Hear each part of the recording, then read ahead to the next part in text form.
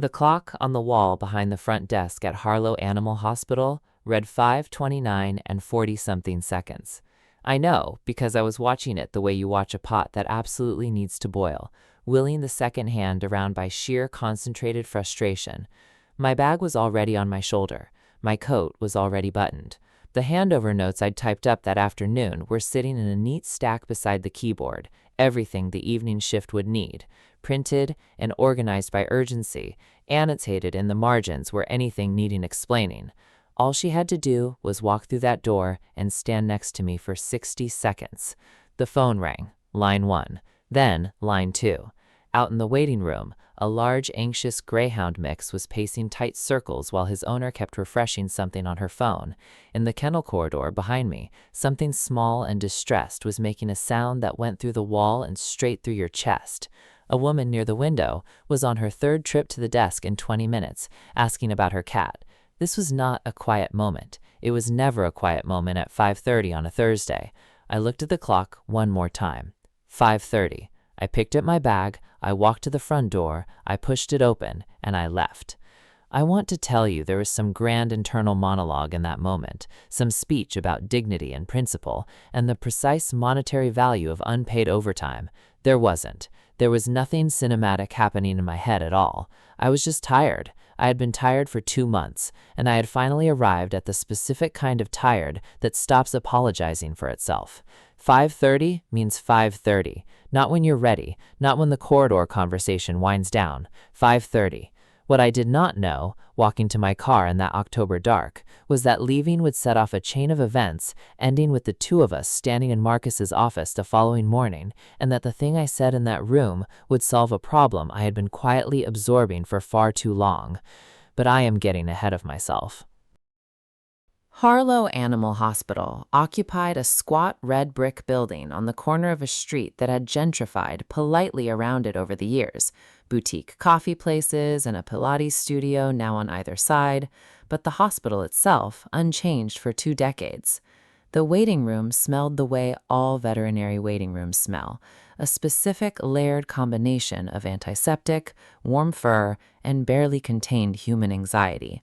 The fluorescent lighting was a half shade too harsh, the kind that makes everyone look slightly unwell, which is an unfortunate effect in a room full of people who are already worried about something they love. I had worked the front desk there for going on 3 years. The job sounds simple when you say it out loud. Answer phones, schedule appointments, greet clients, process payments, maintain records, liaise with the clinical team. The reality is that it is air traffic control dressed in a customer service uniform.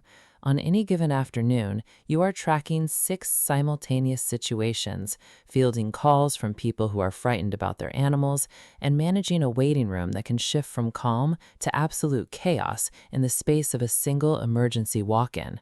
You had to genuinely like it to last. The animals helped. The good clients helped. The rhythm of a well-run shift, when they came together properly, was something that felt satisfying in a physical way. My hours were 8:30 to 5:30, 9 hours with a 30-minute unpaid break, which I usually took in a folding chair in the supply room because the actual break room was always occupied by the clinical team running through case notes between appointments. The evening shift started at 5:15 and ran to close, which varied but usually landed around 9. The 15-minute overlap was not a courtesy, it was a necessity.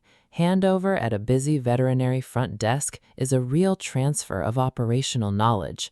Who is coming in at 6 for a procedure and how anxious their owner is about the cost, which client called twice about the same thing and needs to be handled with particular patience, which invoice has a disputed line and how far along that conversation is, what the status is on the critical patient in Bay 2, and critically, how to answer questions about it from the family in the waiting room without causing a scene.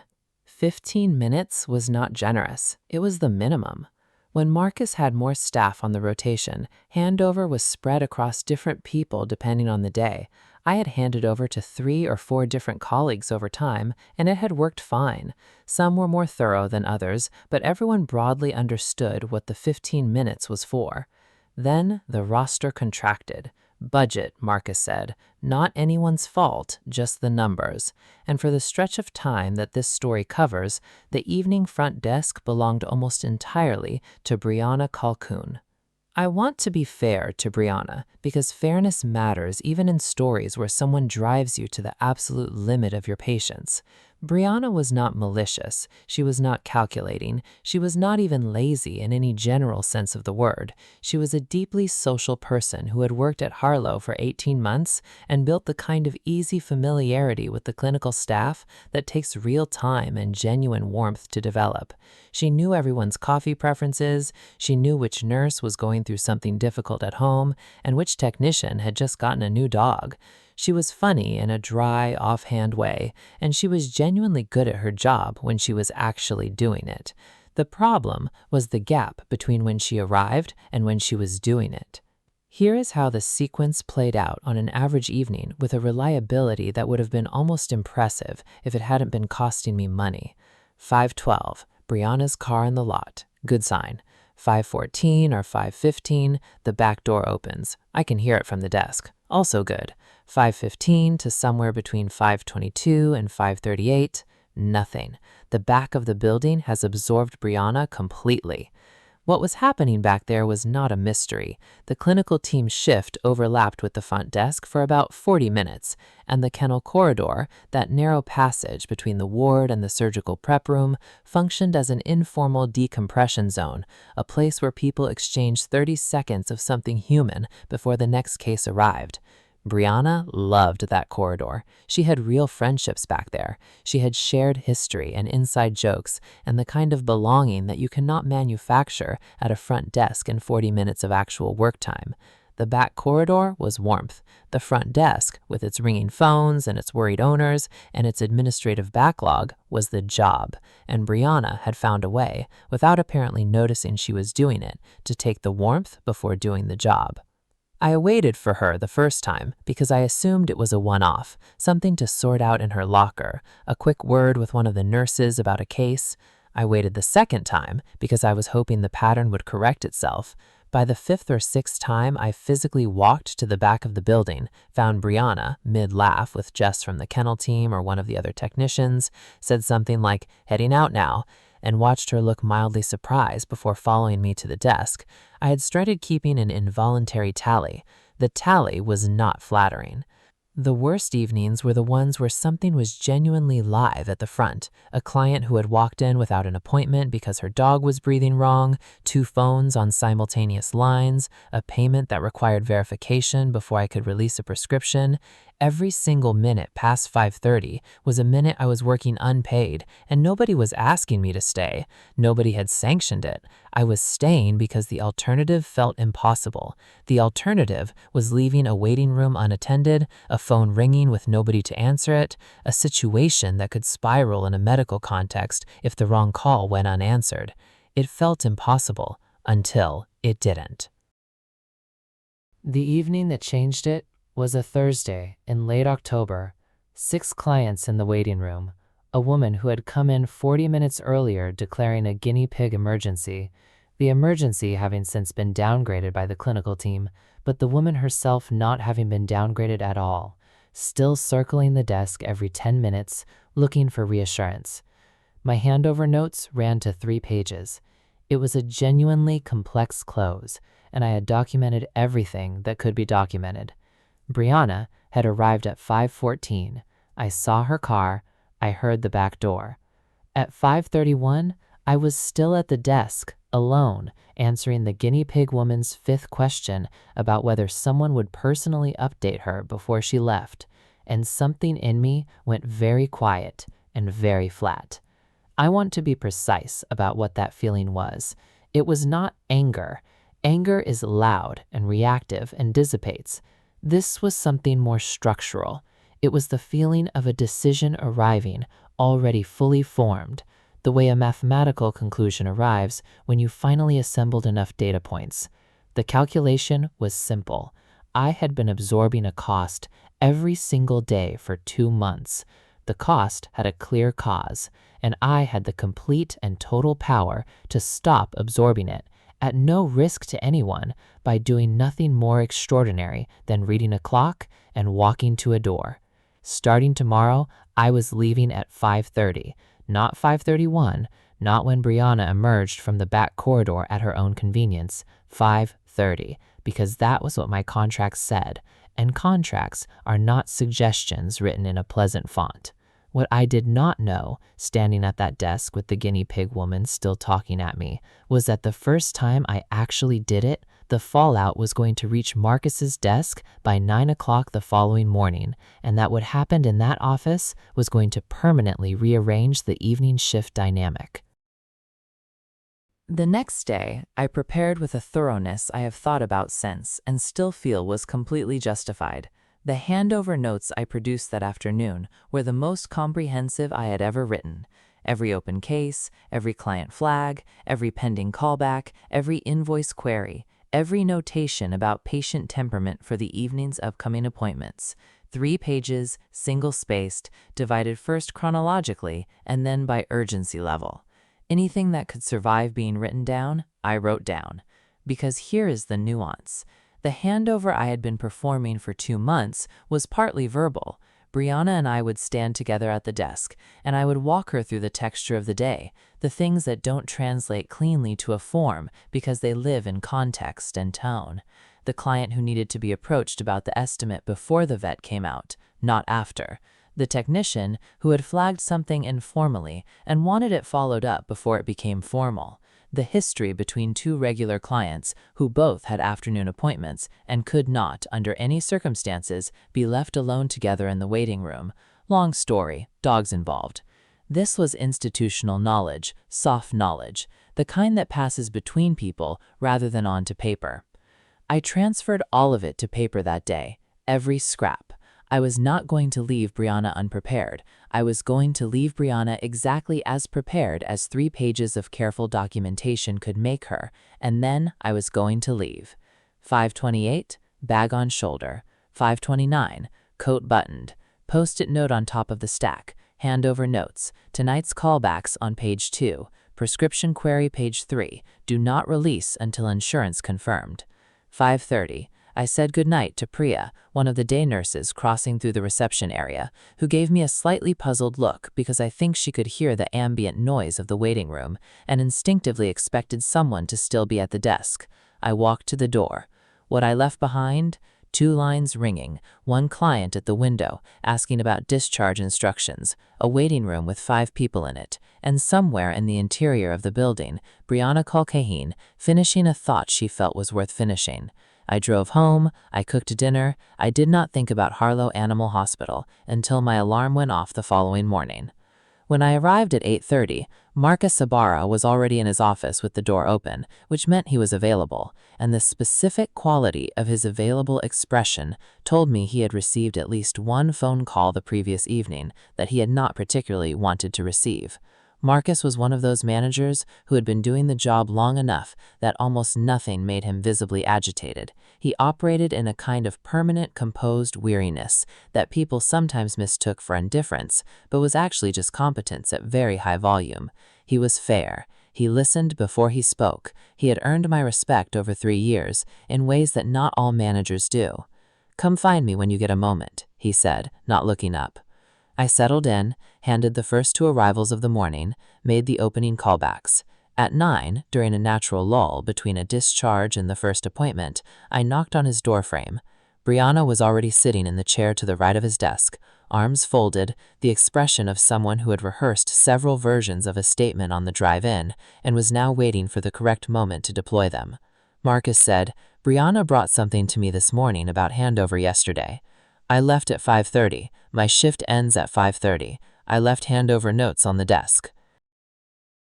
Brianna said, "There were people waiting. The phones were going." "There were," I said. "That's why I documented everything in 3 pages of notes.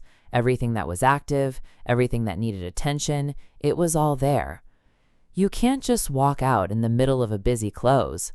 "My shift ended," I said. "I left when my shift ended.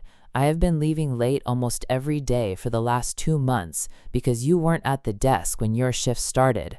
I've stopped doing that." Silence. The particular silence of a room where something true has just been said out loud for the first time. Marcus was very still, looking at a point just above the surface of his desk. Brianna said, "I'm always there on time." And here is where I had to decide. I could have softened it. I could have reached for the language of systems and communication styles and working together to find a better process. I am not a confrontational person by nature, but I was also not going to allow a factually incorrect statement to sit in the room unchallenged just because challenging it felt uncomfortable.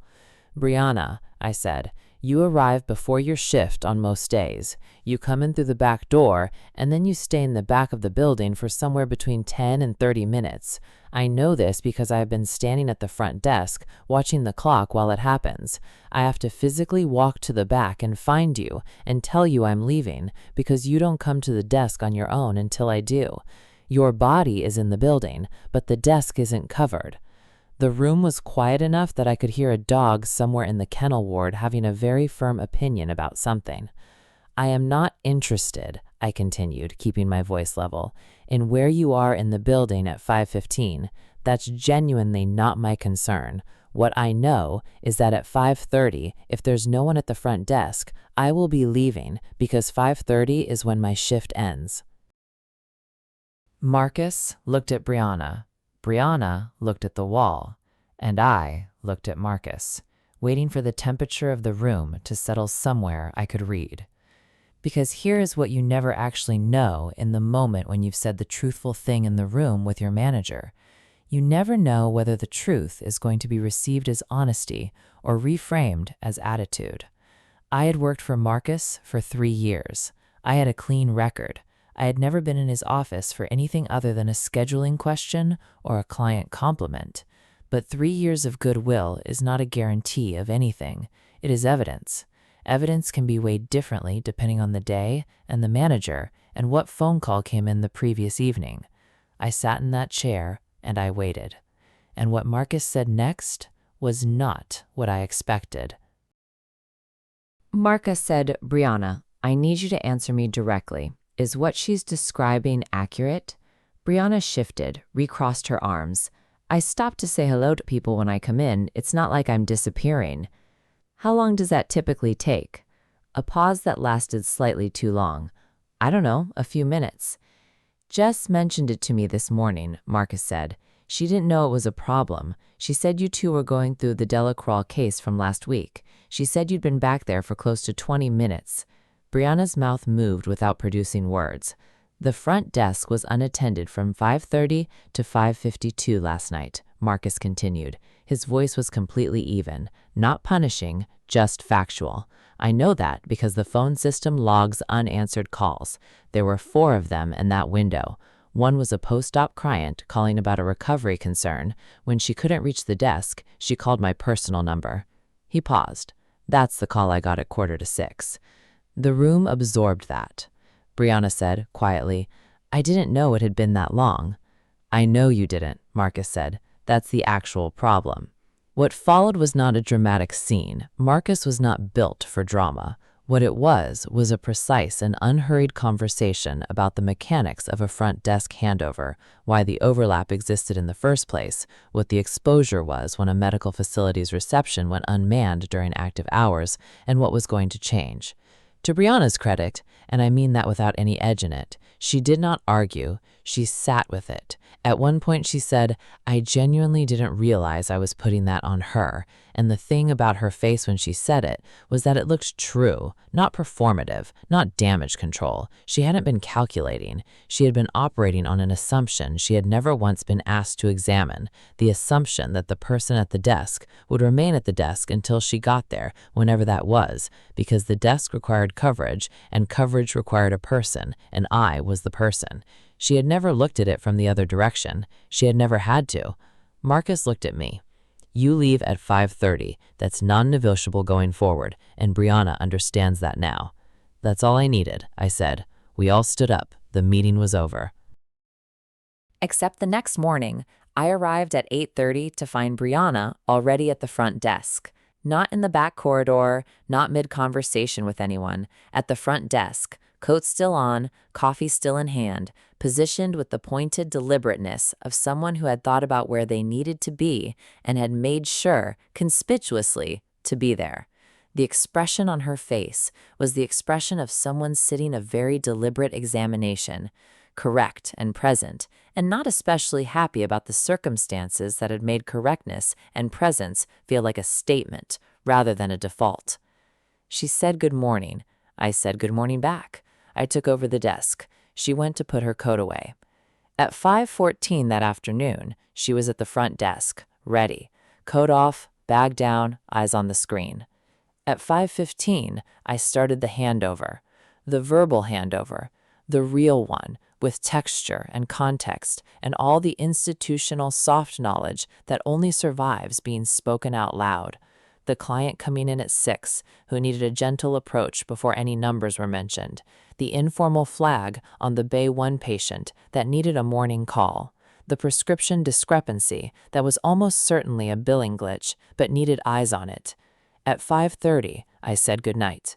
At 5:30, I left. She was grumpy about it for the better part of a week, functional but clipped. The warmth that usually lived around the edges of her sentences was absent, replaced by a professional neutrality that felt like a sustained argument conducted entirely through tone. Fine.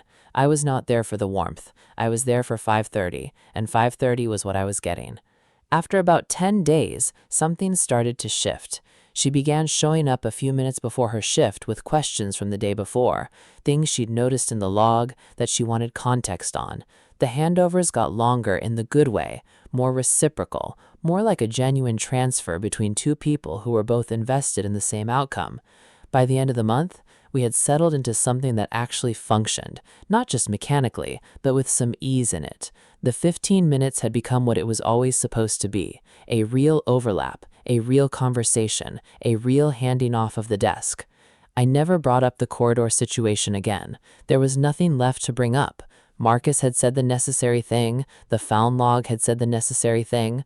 What remained was just the work, which we were both now showing up to do at the time we had both agreed to do it.